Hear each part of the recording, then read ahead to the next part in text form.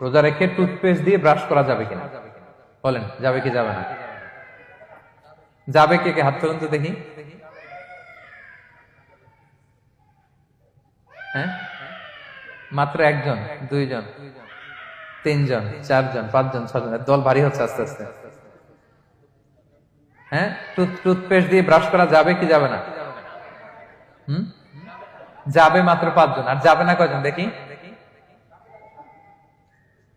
যাবে না, অনেকে যাবে না, অনেকে হাত তোলে না, ভাবছে কোন জায়গায় হাত তুলে কোন বিপদে পড়ি। চুপচাপ দেখি যে কোনটা জিতে। যাবে না? যাবে না, দল ভারী না? যাবে, এই সুন্দর বলছে, যাবে কিন্তু না করাই ভালো। হ্যাঁ হ্যাঁ, যাবে।